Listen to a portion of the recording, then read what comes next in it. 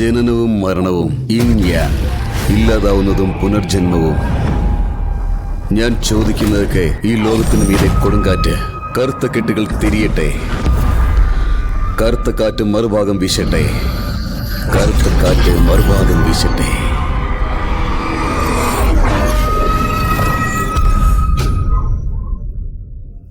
പ്രേതങ്ങൾ വിളയാടട്ടെ.